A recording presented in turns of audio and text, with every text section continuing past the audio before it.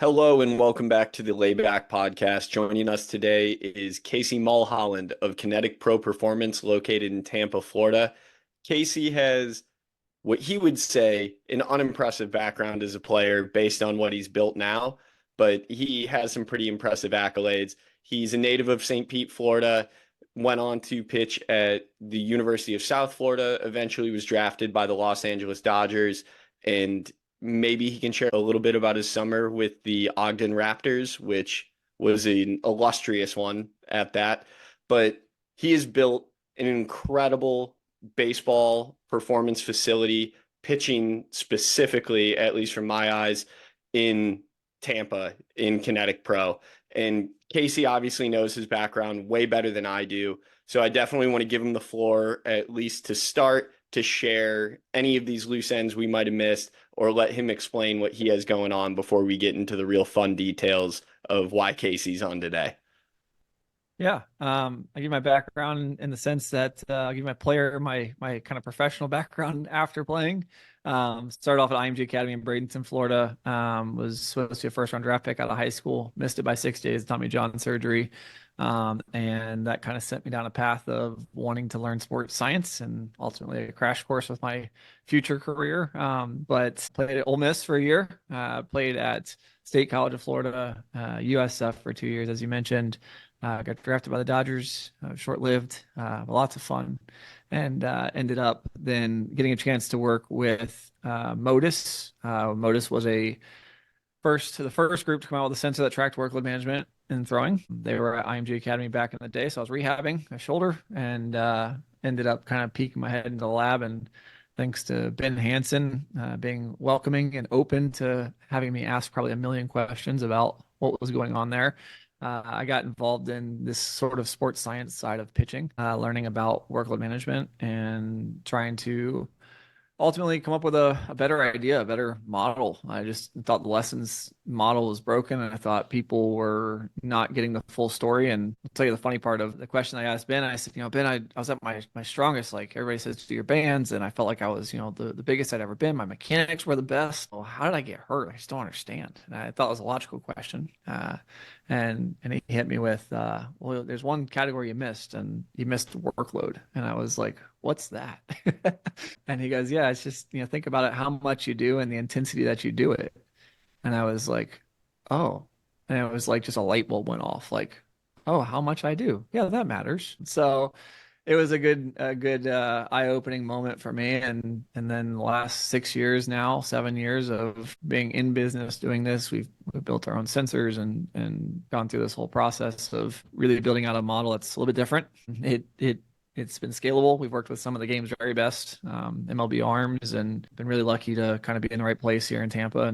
And ultimately, I like to say that we're taking big strides forward and trying to provide better resources. A lot of good people trying to do good things. I think the game is leaning into this idea now, so I'm really happy to be where we are. Well, thank you for tying up all the loose ends. And right, workload, that does that really even matter? I know that's kind of been the big jumping off point for you. And you put a banger of a tweet out the other day. And of course, I got all excited from the Flex Pro grip side too when you talk about the marriage of workload and strength. And of course, the all important, unreachable, perfect mechanics that everybody is chasing. Maybe even that's a fun place to kick this off. Is you mentioned in your own career, you were stronger than you'd ever been.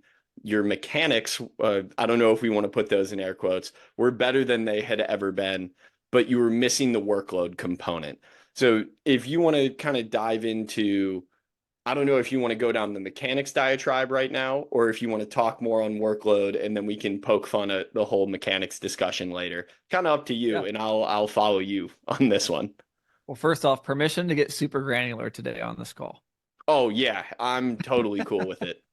All right, good. I'm gonna kind of hold no bars here and just go off. And typically, I try to introduce workload to those watching, and I try to kind of hold back some ideas and we've been developing a lot. But today, I know with your guys' product, which I think is one of the missing ingredients in this process, obviously, what you guys are doing, I don't want to hold back today. I want to be able to put the pieces together and kind of talk about the puzzle and how we see it in the future. And we're not there yet, obviously, and I think both sides here have a vision for where that gets to in the future. But I want to hold no bars. I want to make sure we kind of get into this. So I'll talk about let's do the mechanics thing. Let's just open it up. That's Perfect. fine. Why not, right?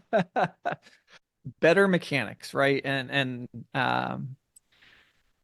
Cyrus just put out in the Athletic. He had an article where I shorthanded texted him the analogy of about pitching mechanics, and the way that I said, I actually used Chris Sale in the shorthanded text, but I used Chris Sale as an example. And so if you ask the mechanics community, you say, what are good mechanics? Because if you read research, right, you see it all the time. Like practitioners should focus on good mechanics, or practitioners should focus on the whatever that we're referencing the kind of ideal norm of what mechanics should be. And a lot of this is predicated upon a handful of research papers that found that if an athlete's outside of 82 to 105 elbow flexion at foot plant, this is where you're in trouble. And a lot of people have taught to that idea for a long time. But we start talking about things like valgus torque, right?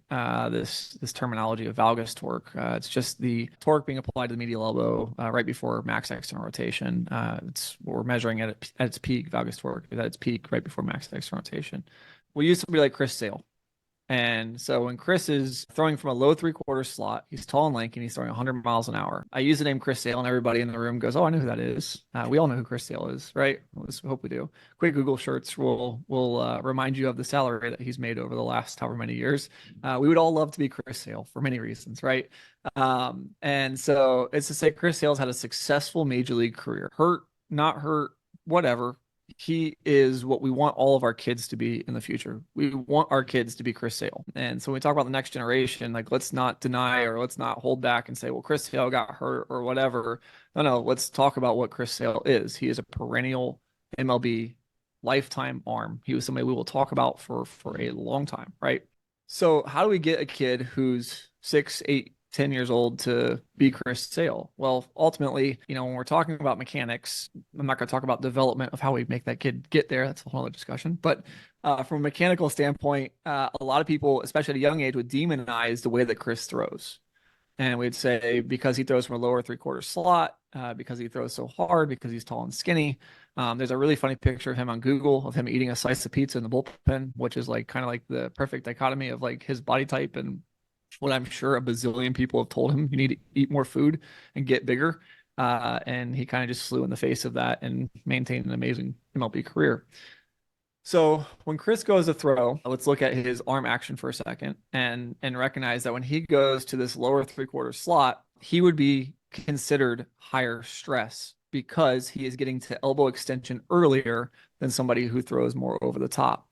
That early elbow extension typically correlates to higher valgus torque, especially in somebody as tall, lanky as Chris Sale throwing 100 miles an hour. And so when you see articles or when you talk about mechanics, specifically when I talked about my mechanics, I didn't know what better mechanics were back in the day. I had no clue what better mechanics, but I had these ideas in my head, these norms that I had read online or I'd heard from coaches, and people told me, you need to get inside of 90 and you need to, do all of these things. And so my mechanics, the way that I thought I was throwing it as a professional athlete, I thought I was the best I had been. I really believed that from all the stuff that I was trying to change myself to be. Reality is somebody would have said, oh, you did a good job because you changed your mechanics and you're quote unquote less stressful because you're inside of 90 at foot plant, elbow flexion at foot plant or whatever. Everybody's obsessed with that angle.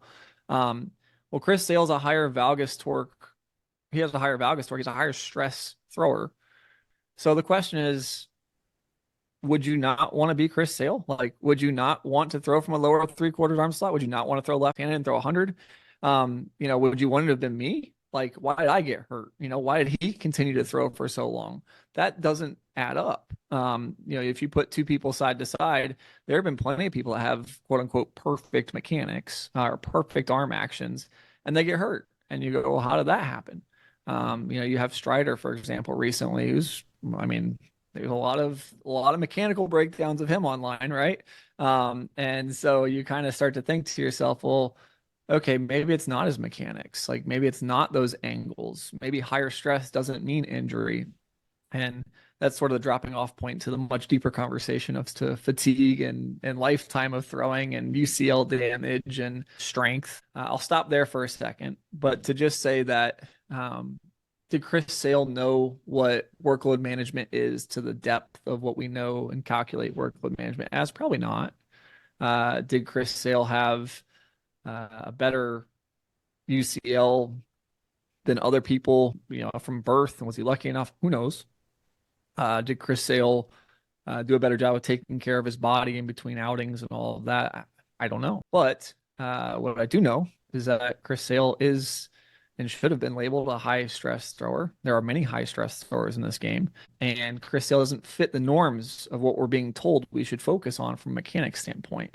So that should raise some questions, and at least to start the conversation, raise some questions as to, well, if it's not mechanics, then what is it? And I have my answers, at least from what I believe. Thank you for laying that out to start and maybe providing the summary or the end of your tweet, which is also what we have been big proponents of for a long time, which is the never-ending cycle of the snowball rolling down the hill. Is once you quote unquote improve mechanics, it's generally to try to make a more efficient move or reduce stress. But the problem is if you do that, also in turn, you have a good chance of throwing harder, which means you're adding torque back to the equation, which means then you need to get more efficient again and then improve mechanics again and then throw harder again. So it will just keep on turning. So if that's going to be the mechanics play, where does it ever stop unless you put a velocity ceiling on somebody or a governor that they're not allowed to throw harder than? Or you can kind of flip the script and look at other variables in the matter, such as strength and such as workload.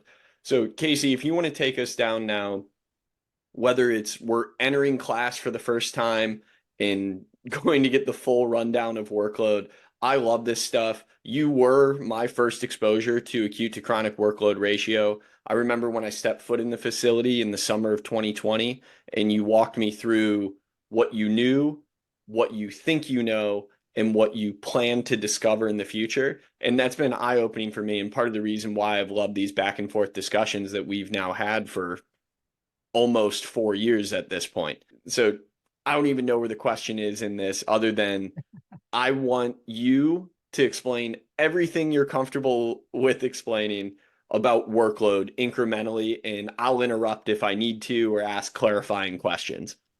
This is gonna be fun. This is a good test for me because I've been revising how I explain this. Workload's deep, right? The granular, the objective, measurable workload is a deep conversation. I did want to mention something before I go down the rabbit hole a little bit here, and that is that you talked about the increase of velocity, and a lot of people will say that valgus torque doesn't go up or it's not correlated to ball velocity. So you see that in some papers when they look at a population of individuals. So you have the intra versus the inner athletes, and you start to look at that. And I want to be very clear that there is enough research and enough evidence out there, and we'll come back to this in this discussion today.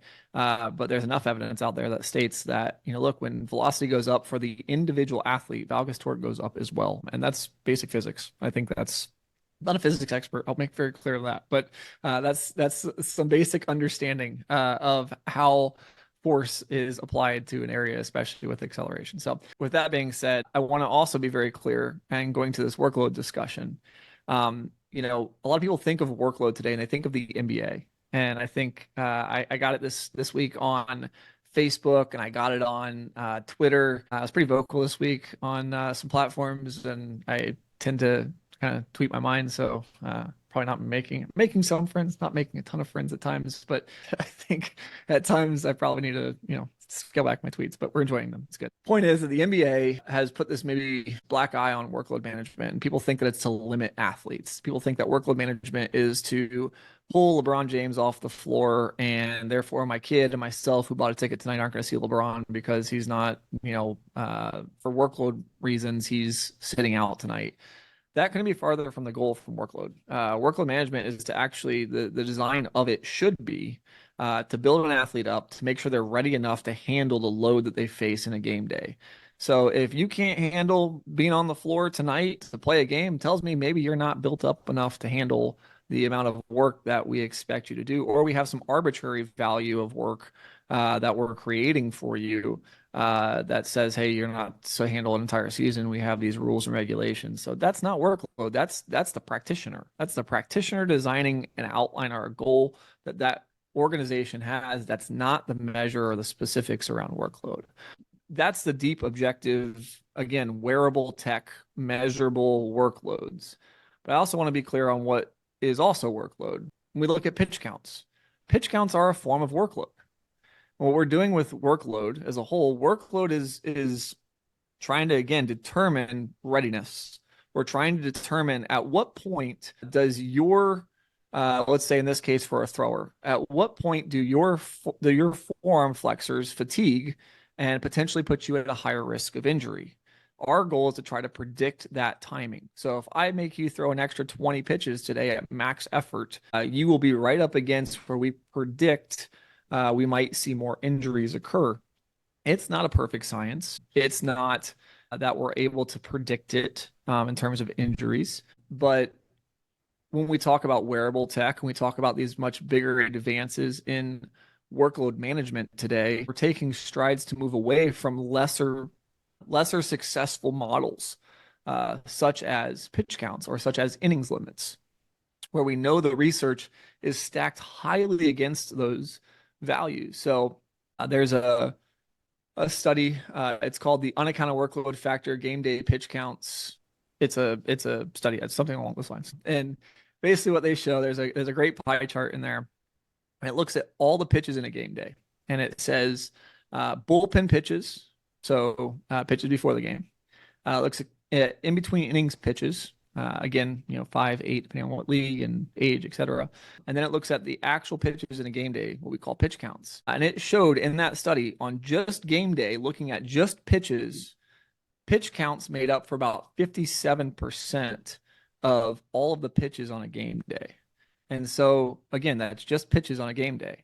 And so I ask it like this a lot to parents and players. I go, if I said 100 pitches, right, the general reaction is that's a lot of pitches, right? But if I said 50 pitches, you'd be like, oh, that's not too bad. We can handle 50 pitches. Well, if the guy who threw 50 pitches also threw 50 pitches in the bullpen, and the guy who threw 100 pitches just came in from the outfield, right? Those would be 100 pitches and 100 pitches.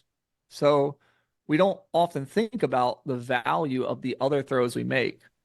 And a great workload model accounts for all of that. And so I'll pause after this point and open it up with some dialogue here. But we've used pitch counts and we've used innings limits arbitrarily. I've asked. I mean, like I have asked everybody, why 100 pitches? Like what made 100 pitches right? Why not 110? Why not 90? Why not 70? Why 100 pitches? Well, it just seemed like that was the comfortable number. It made most sense. We stopped guys from throwing 140 and we had more guys throw 100. And we're in this huge argument about, well, he should be throwing 50 pitches and he should be throwing 100. And well, this pitch, this coach used him for 140 pitches. We're asking all the wrong questions and we're looking at all the wrong things. We're looking at substantially less than 50% of all the throws in any given day of a game. When we talk about pitch counts, we add in plyo care throws and long toss throws and playing another position. It brings that 57% pitch count down well below 50%, we have to assume. And then we're not even talking about the practice day throws where, we're throwing pickoff moves to first base and trying to get below 1.3, and we're throwing as hard as we can to first base. So I just do a 20 pitch bullpen to first base, max intensity, 2 days before my outing. We don't talk about that. And then we're talking about these arbitrary numbers. Well, you shouldn't be throwing more than 80 pitches or 80 innings in a season. You shouldn't be throwing more than 8 months of the year. You shouldn't be throwing, you shouldn't be throwing, you shouldn't be throwing, you shouldn't be throwing. And all of our focus, again, goes back to this NBA concept. All of our focus is on not doing. We need to stop throwing as much. We need to take time off. We need to limit our pitch counts. We need to, make sure that, we meet the guidelines to pitch smart on this tournament day. And then we blast each other in terms of teams. We blast each other for a kid that goes 60 pitches instead of 50 pitches, and the guy breaks his pitch count because pitch smart said he should have thrown 50 pitches instead of, and the kid threw 60. And now that coach is a terrible person because that happened, and we're looking at it completely wrong. So I think with workload, we can start with a discussion, and I'm going to get more granular with you here, but I want to throw the question back at you. What have you seen? And you've been talking to a lot of teams, like travel teams, and you've been around this market talking to these kids and players. And what are you saying? I know this discussion is opening up, and you've been involved in it as well on Twitter. This discussion's opening up around pitch counts and innings limits in baseball. I personally believe we're just talking about the wrong thing. Would you agree? I agree fully. And I think that ties into the couple of points that you brought up, which is one, no thrower is created equal to somebody else. So why do we limit one person to 50 or 60 throws? That doesn't automatically mean that this teammate of the very kid or the twin of that player should also be limited to 50 or 60 throws, because everything that led up to that moment and then will still come after that moment matters as well. So that would be like the first things I could kind of like sprinkle on the answer. Of course, your intro to workload there didn't even talk about the ratios that we look at, or the throws that you make on a high intensity day versus a low intensity day, and how you stack those to create good day on good day on good day, to use workload as a positive instead of a negative. How do we use it to promote player performance and excellence each time they step on the field, to ensure that they're ready to perform at their best, as opposed to throwing them out there and creating a riskier situation or limiting their ability to compete? So I believe that's super important. Then going back to what you said about pitch counts and all that, I think some of it can be broken down into a much simpler setting. For those who don't have technology, and it's something that I tried to express when I was coaching in college, when we had zero budget whatsoever, instead of all these kids telling me how many pitches they threw in the bullpen, and that's going to determine whether or not they're ready to go on Saturday, what I told them to do is take a step back, and let's just think about how many throws you make in an average practice, everything, everything in total, add that up over a week, and then let's just look at that comparatively. If that starts changing drastically, that's where we're going to have an issue. I believe you obviously know so much more than me on this, but one of the things that I felt I had some personal breakthroughs in as a coach was trying to step away from the day to day and more looking at that week long, understanding the volume that they're accumulating, to understand what the difference is between one high intensity crazy day, but then we go on the road and the game gets rained out, and next thing you know, that kid only made 30 throws before the game and his workload's down. Then he has an exam the next day and can't come to practice, and he doesn't throw. Next thing you know, he went from a crazy high workload, or what we thought was the like most dangerous quote unquote outing he might have had of the year because we pushed him like crazy, and then he doesn't touch a baseball for 3 days. What's more dangerous? The fact that he threw a little bit more and maybe pushed beyond the work that he had gone up to at that point, or the fact that then he sat on his butt for 3 straight days and didn't continue the accumulation of work that he had been used to. So I don't know how direct of an answer that was, but I feel like that's super important to address from the non-tech side of workload management, which is nobody is the same as anybody else. So their work and the throws that they make are independent to them. Tracking is great. Totally recommend doing it. But beyond just tracking what you do on the mound, track total arm movements during the day. Track your plyos, track those little pivot pickoffs or wrist flicks or any of it. It's still all stress. Stress isn't inherently bad. It just is what it is, and you need to monitor it. From Right. there, I want to just echo again workload in trying to limit throwing. Limit, I think, is the dangerous word, not workload. Workload is supposed to be your best friend, not your enemy. And of course, that extends from baseball and basketball, as you mentioned, to the weight room as well, or to anything else you do that expends energy. It's Hopefully, I about answered your question okay. No, it's great. And you nailed it. So you said the one thing that I wanted you to say, which was it's about the routine, right? We're talking about pitch counts and we're talking about innings limits, but we're never talking about the routine. And when we talk about youth athletics, especially, we talk about the amateur level, we have to understand that it's not just because Pitch Smart says you can throw 50 pitches today and 100 pitches on or whatever, 20 pitches today and 100 pitches on Sunday. We need to be focused on the routine. We need to be focused on making insights and inferences on how to streamline the routine for our athletes. And just as you mentioned, like monitoring the routine and the consistency of that routine. There's two sides of this and takes us to our next point is we have to define what it is that we're going to measure that allows us to understand more fully our routine. How much did we do today? And this is my number one problem with pitch counts, right? Is if I'm just looking at and telling people, oh, I threw 50 pitches yesterday, it's not telling me enough about the work that I did. So it would be, I think of a good example here off the cuff. It would be like somebody coming in and telling me, oh, I cleaned the facility, right? Or I cleaned the house. And you go, oh, that's great. And they go, yeah, I cleaned quite a bit or I used the whole bottle of whatever. And you go, okay, great. So the real question I want to know is how much of the house did you clean up? Like, did you clean up the whole house? Did you actually get to the entire house? Because I'm assuming by you saying that, it's telling me that you did what I think you did, which is if it's 50 pitches, I'd assume you did 50 pitches. But reality is you might have done substantially more or substantially less in terms of throwing work for that day that I didn't know about. And so terrible example with the house, but we're gonna roll with it. But you get the idea. So my point though is that we're trying to better understand more of what you fully did in terms of work across the board in a day. So I need a better communication system with an athlete.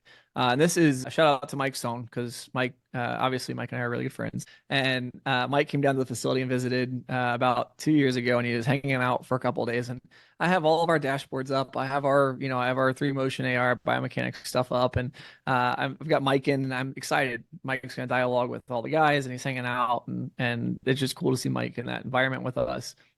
And Mike turns to me and I'm expecting him to say, like, dude, like you coach really well, or like, man, like what a beautiful facility, or like, dude, your dashboards are awesome.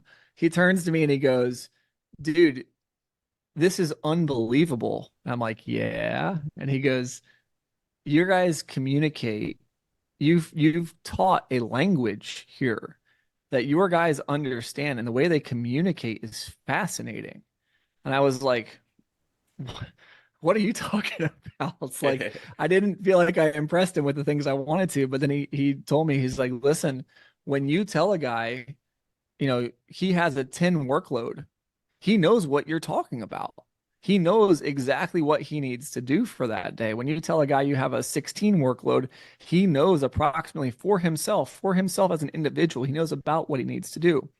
So this idea of the 1 day workload is very interesting to me because it more encompasses what the athlete needs to do on a day in and day out basis in terms of how we communicate the total load or total work of that athlete. So I'll explain that a little bit. I'm going to explain 1 day workload as in our sort of our own calculation. right now as it exists. But one day workload calculations can be built from a number of things. They don't just have to be these sort of individual or my personal preference. They can be a number of things. And so I'll say this. So you mentioned volume before, how much we're doing. When you talk about a single throws value, so let's say I make a throw at 60 feet and you and I are playing catch. First off, I'm going to start off very slow because my arm is not quite what it used to be. And so I'm going to just give a little 30-mile-an-hour, arc throw up to at 60 feet. And that throw is going to be very, very low intensity. The volume is the same count factor that I would have if I threw a ball 300 feet and throw it as far as I possibly could, right? If I could get it 300 feet. And so we have a ball at 60 feet and we have a ball at 300 feet. They both have the same volume measure in terms of what I would count them as. They're both one throw, but we have a substantially different intensity. And so when we're talking about workload or the single throw value of a daily workload, the single throw value is made up of intensity and volume. And so we have to calculate intensity and we have to calculate, obviously, over the day volume.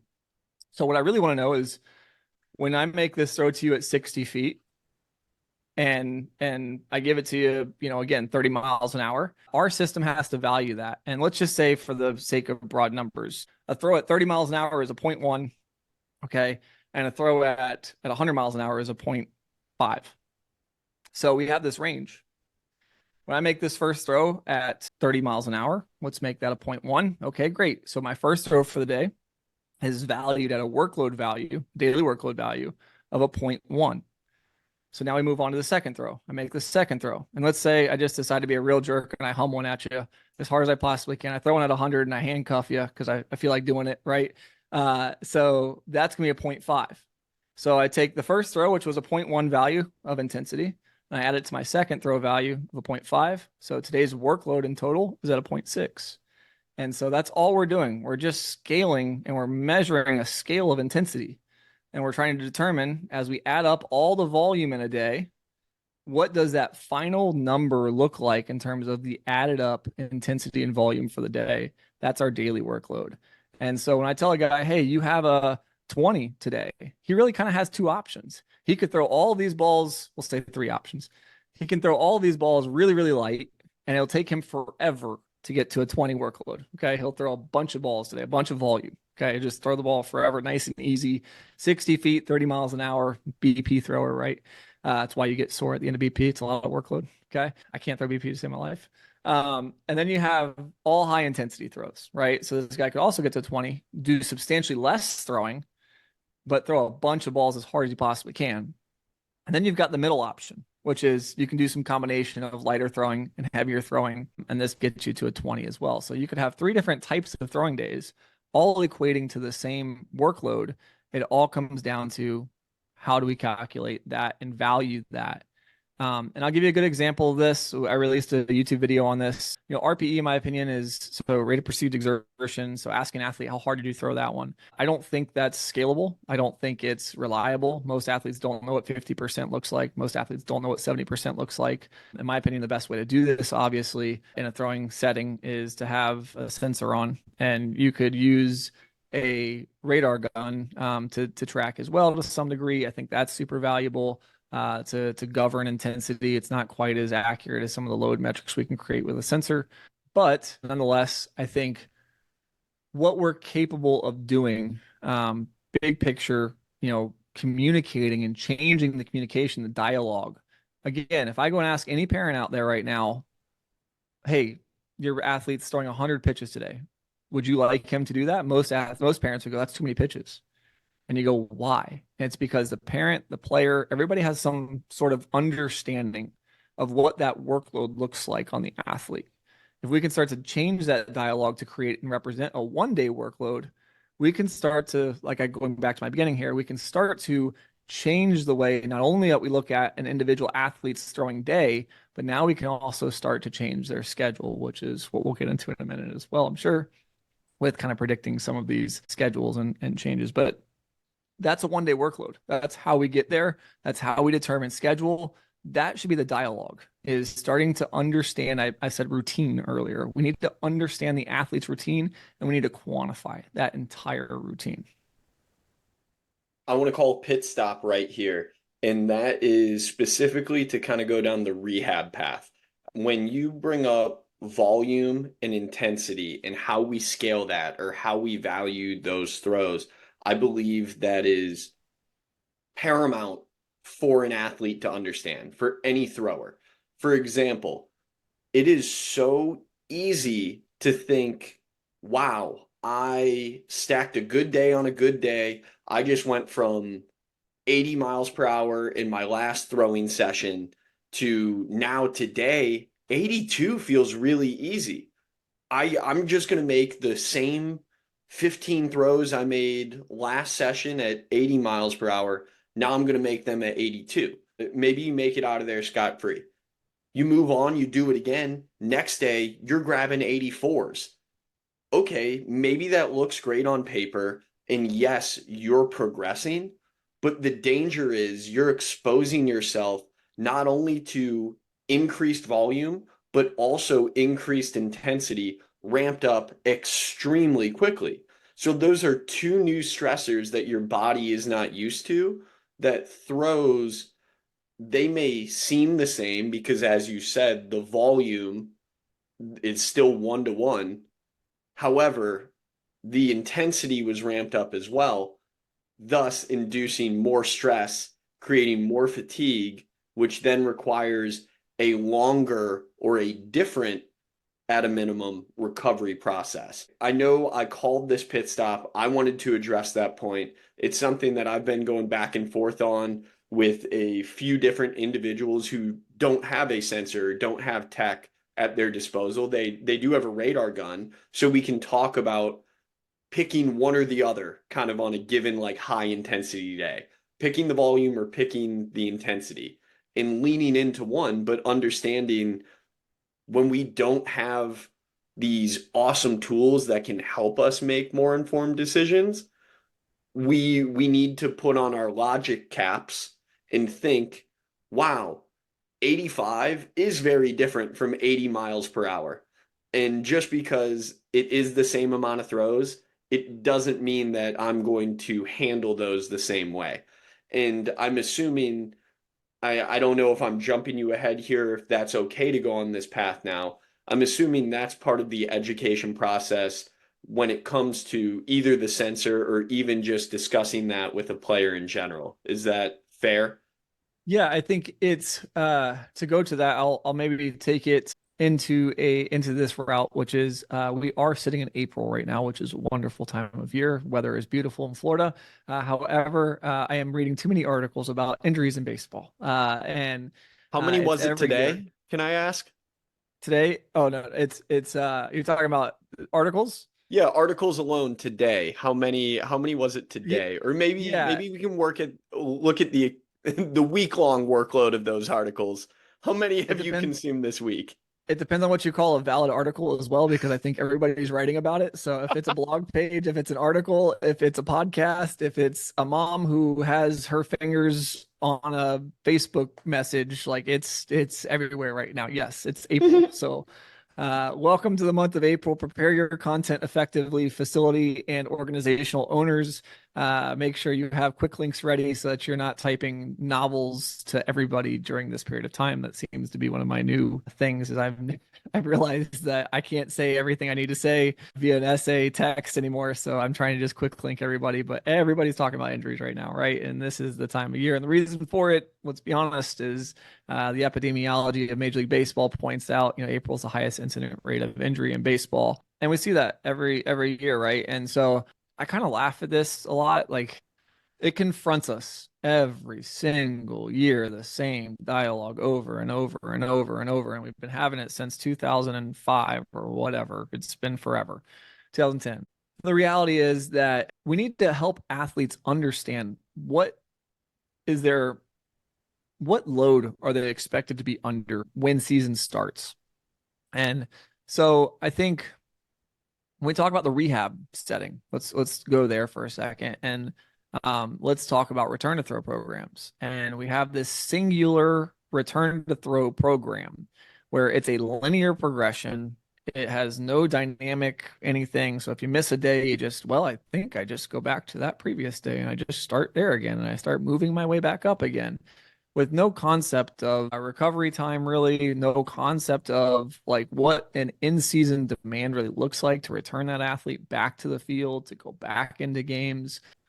There are realities in the real world that exist outside of just a linear program on a piece of paper. Too often, throwing programs or return to throw programs are confined under this RPE model or this distance model on a piece of paper, expecting an athlete not to have setbacks, expecting athletes not to miss days, expecting athletes not to go over the intended RPE or the intended distance. And reality is, like I said, when we start to change that dialogue and we start to understand one-day workloads where we're incorporating both volume and intensity into our discussion, we can start to establish sort of the bigger picture, which is when we create goals for athletes, our understanding of their role, of their age, of their timeline, these things all play factor into what they should do today in terms of their throwing. So when you ask an athlete to not throw 85 versus 75, there isn't really any objective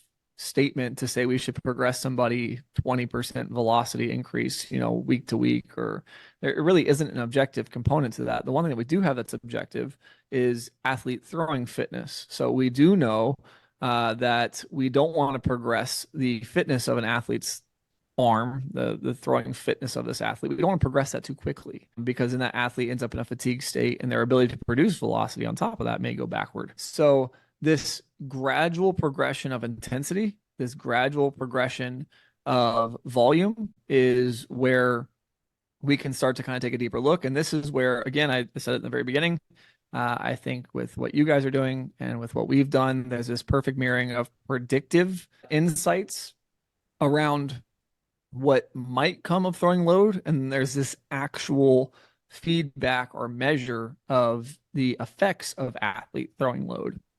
And again, this is going to get a little granular, so bear with me. But I won't go into the weeds. But we don't have the answers here yet, right? I mean, and I've been doing this for a while, and I have some of the better technology, I think, in the game to do this. You guys have been doing this for a while. You have some of the better technology in the game to do this, and I think we'd both agree and go. We don't have the answer of how throwing workload or throwing workloads correlate yet to strength numbers on a day in and day out basis. We have auto regulation happening from a dynamic workload system from our end, and you have auto regulation happening from a prescription perspective in terms of strengthening the forearm and from the readiness of the unit that you guys have. How do we measure those things together, right? Like, we can create this model, this progression for our guys in return to throw. Doesn't mean that they're going to show up every day ready to do that. And just because a guy is, from a strength perspective, through the roof in terms of readiness, doesn't mean you should blast him over the recommended workloads of that day for that athlete throwing. And so these two pieces have to be mirrored together. How we do that, I'm not sure yet. But I can get into the dynamic throwing components of what we do in terms of acute and chronic workload discussion. I can talk about sort of that throwing athlete fitness as well, and some of the unique ways that we've made that more actionable in real time and made our software more user friendly, in my opinion, to make those recommendations to athletes. And it's not necessarily RTT. It's not necessarily athletes throwing full healthy in season or relievers or starters. This model should be used across the board, and it should just be used for throwing because an RTT is a throwing program. A in-season throwing program is an in-season throwing program. You should have one.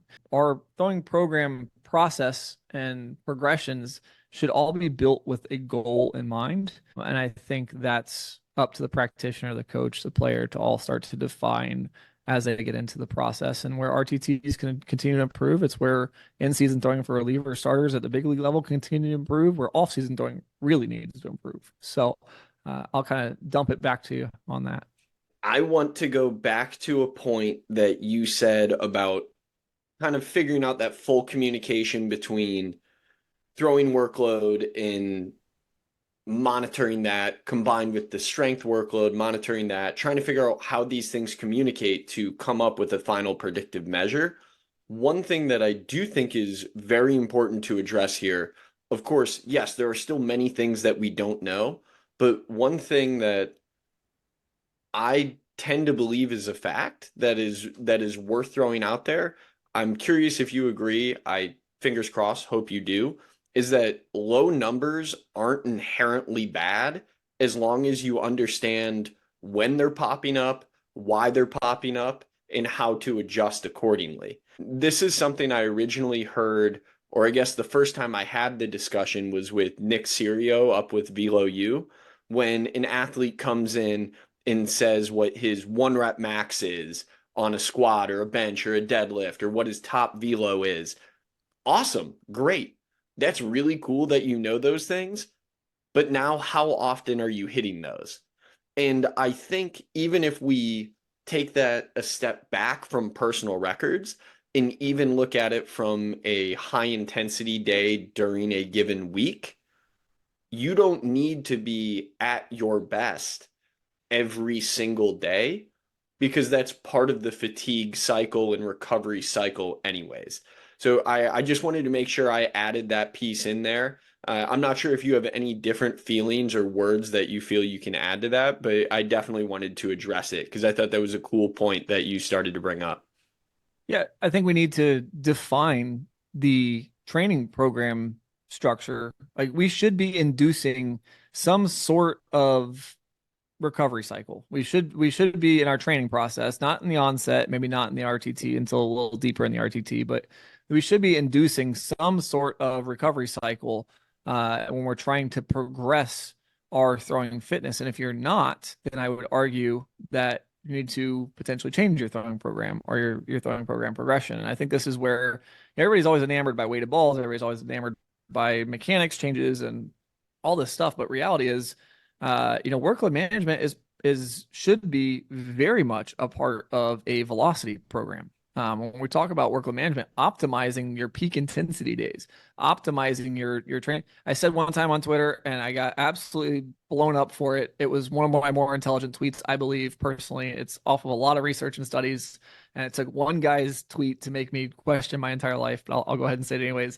I said when we think about throwing in the off season, we have been stuck to this regimented one throwing session per day. Reality is in season, we throw well before the game. We wait 3 hours and then we throw during the game. And I said, we don't ever train that way. And it's sort of interesting to me. What if we could accumulate a higher fitness level earlier for an athlete, or create or drive some sort of, more dedicated adaptation, or more defined adaptation that we're shooting for? Like, wouldn't that be a positive thing? And some guy goes, we eat 3 times a day, so why not throw 3 times a day? And I was like, oh, I hate Twitter. So it took a great tweet and just made it totally about, maybe look stupid. But nonetheless, my thought process there is, how do we know, right? Throwing workload with the sensor is, again, it's predictive. It's prescriptive based upon the prediction. But with strength testing and our ability to get the right strength numbers, we can find out how athletes are actually responding, not just how we predict them to respond. And so you put these two pieces together.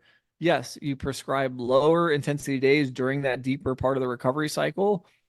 When they're more on their higher readiness days, we try to drive that adaptation again through maybe higher intensities and maybe more higher throwing volume. Remember, you can induce fatigue through intensity or volume.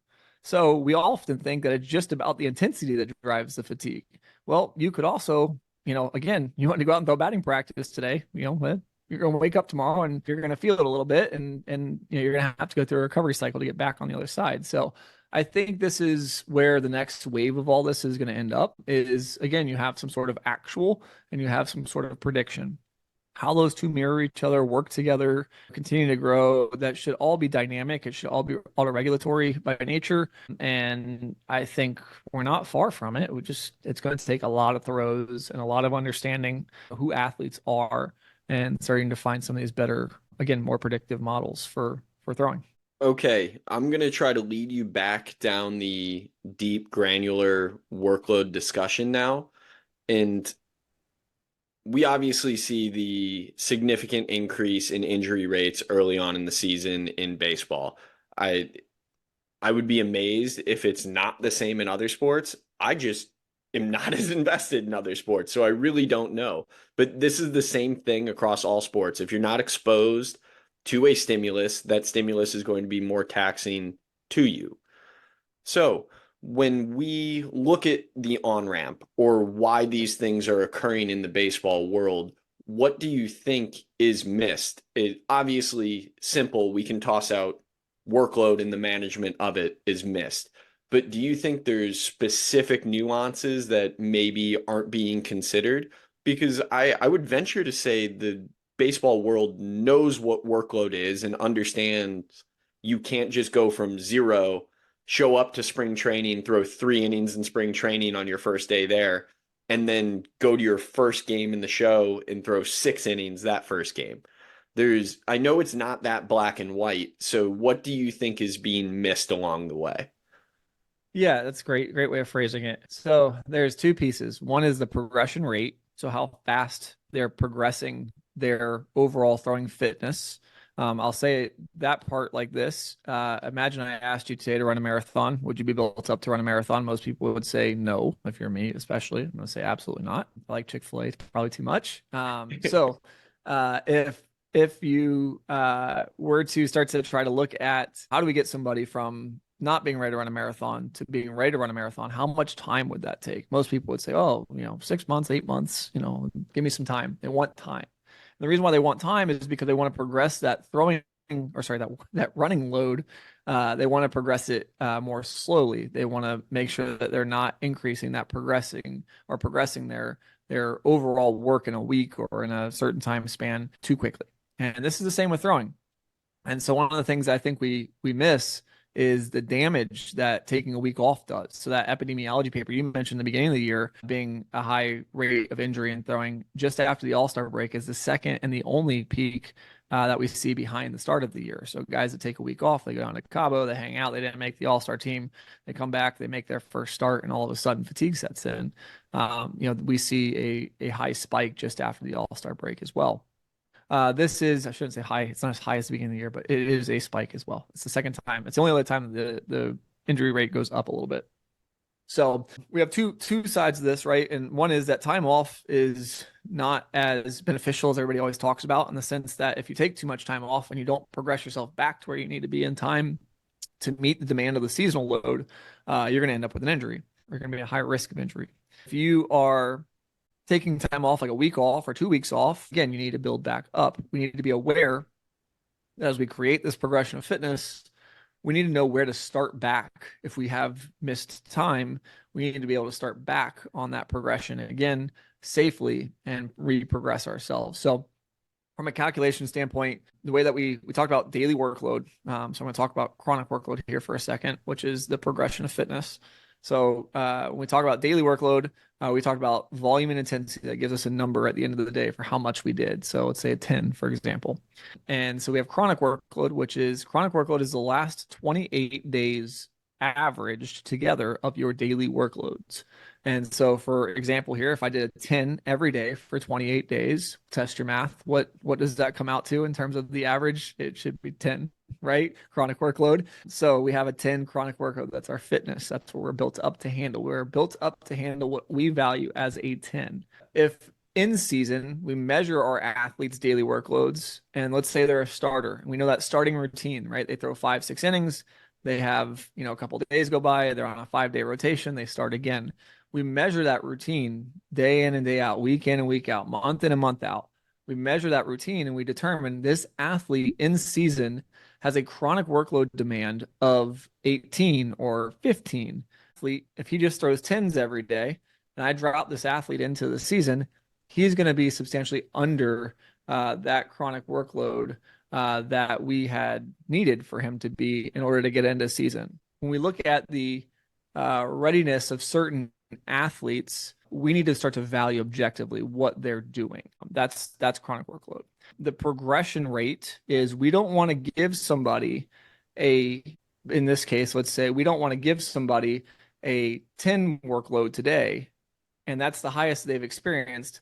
Then we give them a 60 workload tomorrow. Well, that's crazy. They're not even remotely close to built up for that. So we can use these daily workload numbers and the chronic workload to start to kind of gauge where these athletes are at. The real litmus test of progression is what we call the AC ratio. You mentioned it earlier. And what we do is we take a short duration. So in this case, it's a 9-day. We use a weighted average, but let's just say a 9-day, the last 9 days of 1-day workloads.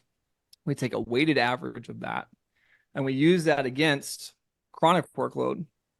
And what we don't want is we don't want our short term, that 9-day, to be substantially more than what we've been built up to handle in 28-day. So we don't want that acute workload to be higher than the chronic workload, or substantially higher than the chronic workload. Typically, we look at those values as 0.7 and 1.3. Again, getting in the weeds a little bit on the numbers, but to simplify this, we basically just don't want our athletes to progress too quickly based off of what they've done for the last 28 days. So we want to make sure meeting that fitness level, just like, again, you would be prepared or be able to be ready to handle a marathon. We don't want to put you in a marathon if you've only run 10 miles to prepare yourself for it.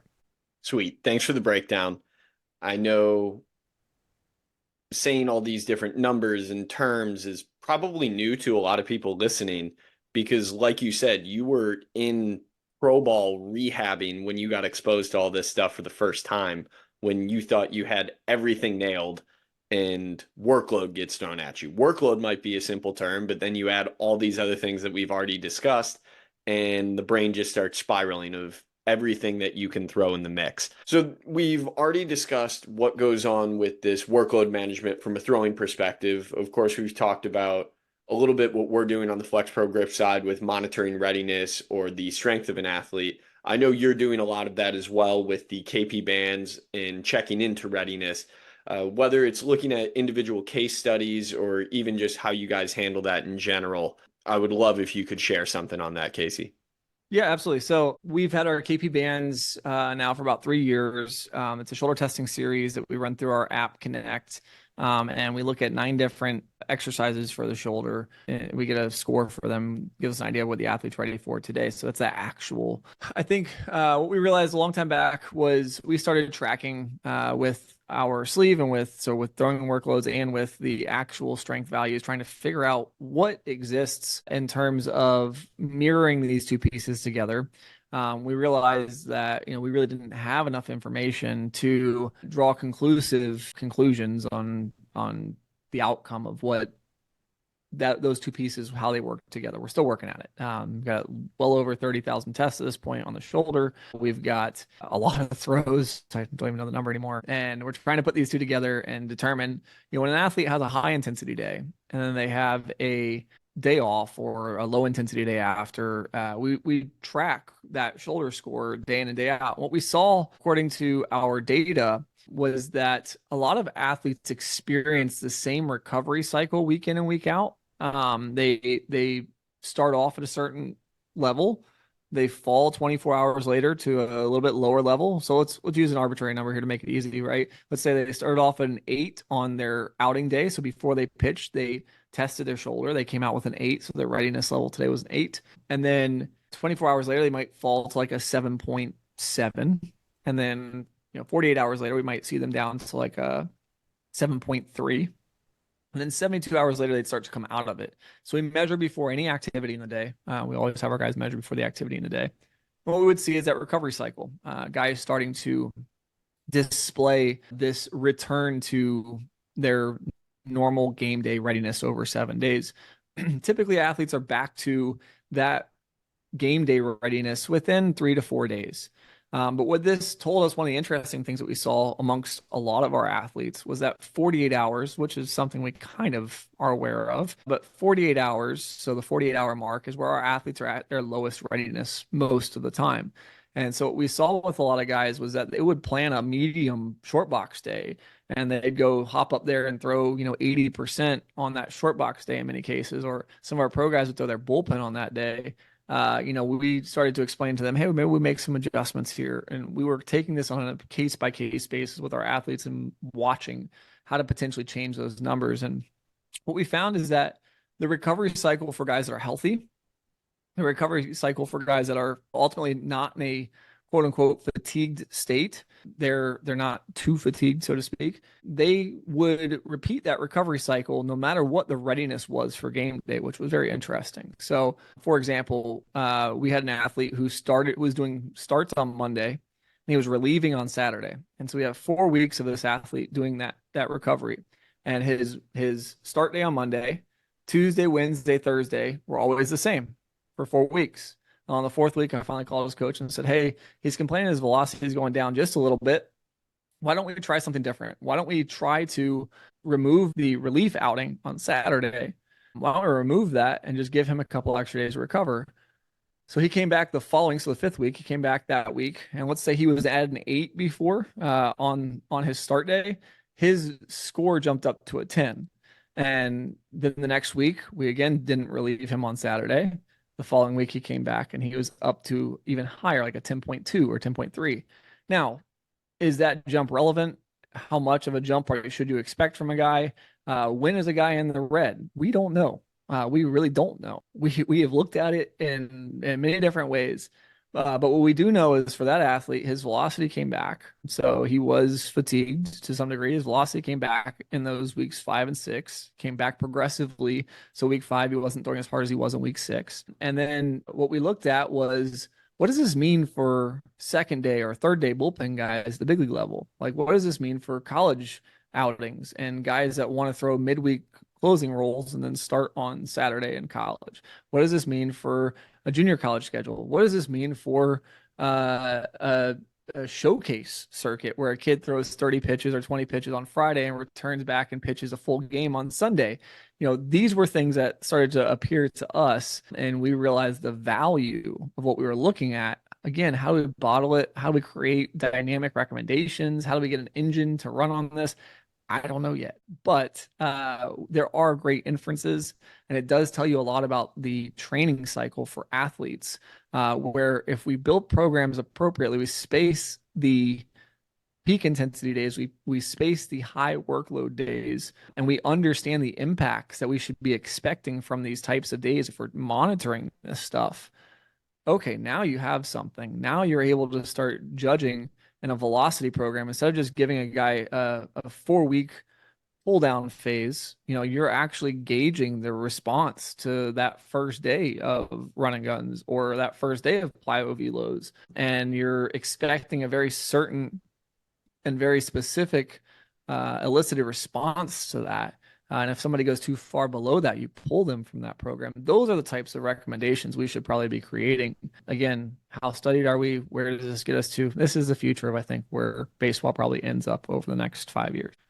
I'm now going to follow that up with what I think is a super fun question, and I apologize if it starts leading you into the land of stress, but we'll go for it anyways.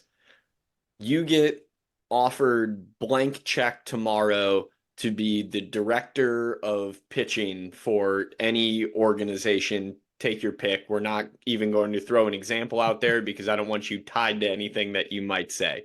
So X organization with a blank check, how would you go about structuring your pitching staff? We can look at it locally just for your major league team right now. Don't worry, I'm not going to make you go every level of the minors down to the DSL. Just you have your major league staff. So you have your I don't even want to lead you by saying a 5-man rotation. You might tell me you want to do 6 or something, but Sure. open floor from here. I want to hear the Casey Mulholland, director of pitching. This is our system and how we're going to get our guys ready to win the World Series. Great. Let's start. It is November, and we're going to start our throwing on November 1st. Call me crazy. I think it's becoming more accepted that has to be done. But November 1st, we're going to start our throwing. And Well, let's see I'm the even going to flash. call a timeout there. I apologize. So you assume you weren't in the World Series the previous year? That's tough, man. No, yeah, let's just say I'm inheriting a really bad staff. Okay. All right. We Good. didn't Cleared even make up. the playoffs. Yeah, we didn't even make the playoffs. All right. Start again. Go. So yeah, we're gonna take this into October even because I'm just assuming that we're not even near the playoffs. If I had it my way, here's the perfect off season for me. With our guys, I would take 8 weeks. I would find 8 weeks. I don't know. We're even beyond October at this point, but I would take 8 weeks, or 4 weeks. Let's just say four even. And I would begin them on a stringent testing and forearm development circuit. They're not throwing. They're just specifically developing some sort of acclimation to this forearm routine that we're creating for these guys. So we would periodize it to start. I build it up over a couple of weeks. It's got to be like 8 weeks, and build it up to start. I'd have some baseline, bottom easy start to this program, so we're not taxing anybody that has little baby forearms, and we're going to build this up over time. Create a couple of tiers. And then what I'm going to do is by day one of your throwing, day one of your actual off season throwing, you are going to now have the throwing routine that you're going to replicate the entire year. So notice we've taken our forearm progression of strength and we've built it up over 8 weeks to elicit some sort of adaptation. And now we are to the point where we're going to start our throwing. So generally speaking, our throwing programs start well below what our carrying capacity is for our athletes. No throwing program starts at a zero. So you don't start at zero fitness. Your body is capable. I'm capable of waking up tomorrow, going to throw, play catch at 60 feet to, 30 miles an hour, whatever. I could do that for a certain amount of throws without being fatigued the next day. We all have a carrying capacity, especially elite level athletes that have been doing this their entire life. They have a very high threshold for the amount of throwing they're going to be doing. So when we're talking about like week one, I'm not talking about 30 throws. I'm not talking about 30 throws 3 times a week at 60 feet. Like we're going to have our athletes begin their throwing process.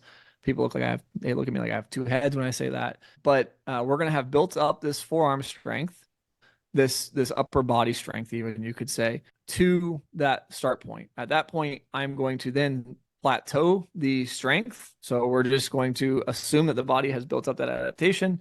They are now going to not change that stimulus. And we are now going to begin to apply stimulus or change to our throwing. So we're going to begin our throwing process and our throwing is going to go up. So as our throwing goes up, our forearm strengthening routine, or arm care, so to speak, is going to maintain itself. And so for the whole year now, an athlete has an arm care routine to do after they get done throwing. Now they're going to progress their throwing. They're going to get to their fitness level. And that's going to be the main focus is they're going to get to, what throwing fitness level I need them to get to before April. Everybody would be completely different on my staff. My relievers would match their prior season's relief chronic workload. My starters would match my prior season starter workloads, depending on who I want to be in what role. And then we would get them to spring training. I have a feeling doing that, my guys would probably be in spring training throwing a bit more than the rest of the teams. So we would have guys throwing, 3 innings, 4 innings right out of the gate in spring training. They're going to throw a month of that. They're going to build up to handle 5, 6 innings. They're going to get into the season, and good God, we're going to be in mid-season form before anybody else in the start of the season. And then from there, the one thing that we're going to be doing as we again progress that in the off season and get in through that spring training period is we're going to be testing the actual versus the predicted. And so once I've gotten them into the season, we'll have had some, pretty heavy stimulus changes. Hopefully, at that point, we'll know approximately what arms are running a little hot, so to speak, versus more in the green zone and feeling really good. And then we're going to get into our season and we're going to start to work through our rotation and basically monitor and move those throwing routines with the athlete based upon some of the data that we're receiving on them from their actual testing and then also from the predicted workload standpoint. And so if a guy, for example, only throws 2 innings because he has a bad outing, we yank him out of the game. One of the things I don't ever see, and it probably irritates some of the guys, but I'm going to send him down the tunnel. I'm going to make him throw up to the workload that I need him to get to, so that he actually, achieves that workload in season. So if my guys are built up to week in and week out handle at the minimum 60, 70 pitches, then I need them to go throw 60, 70 pitches. I need to continue to reproduce that stimulus throughout the week and basically over time carry that through the season. Let's get into a theoretical to close this off. And let's say that we have a short start for the postseason. Somebody needs to come back on a 3 days rest or on a 2 days rest or something crazy like that. With my actual data, I should know who probably handles that response a little bit better. And I could probably start to move my staff around a bit with my predicted workloads to make that happen. So lots of fun stuff there. Happy future predicted and my number is you can call me at never mind. But no, it's I don't think we're that far off. I think a lot of teams are doing something similar to that. I think one of the things that's missing is this forearm or arm care routine. We're supplying way too much change right now in season, and we're periodizing arm care routines in season and applying stimulus on top of an already fatigued stimulus from a 70 pitch game. Like there's some craziness there. I think I'd like to take some more basic, again, periodized and progressive routine into these guys' overall off-season and season programming. Mic drop. Thank you, Coach Mulholland. We'll be in contact with you for potential follow-up. No, there's a couple things I wrote down from that. I like that you mentioned you would be throwing more than most of your counterparts. Quick follow-up to that would be, do you think then maybe at the initial first 2 weeks of the season, 3 weeks of the season, you might comparatively then be throwing less than some of the others innings wise, just because you're on that more methodical ramp up as opposed to others where we're seeing these larger jumps?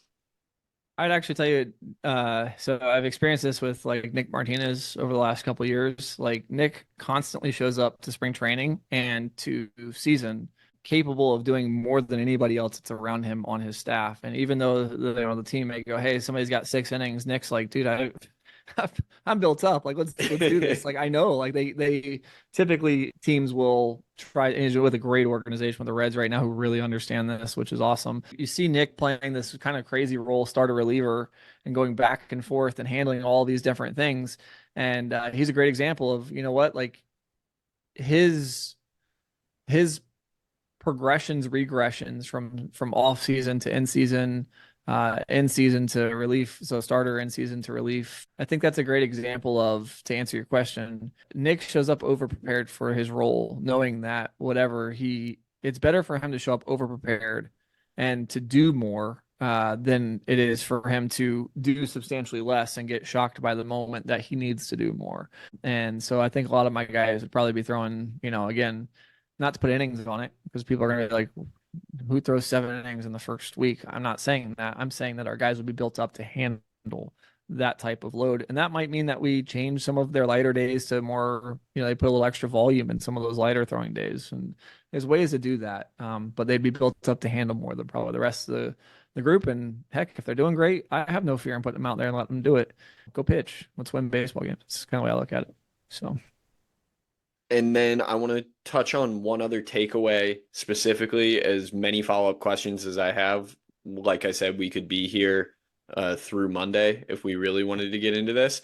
But major takeaway, you said it wouldn't be lost on you to take a guy out of the game. He's getting hit around, he doesn't have his stuff, but then sending him down to the tunnel or back to the pen to meet his workload targets or his necessary throwing fitness to maintain.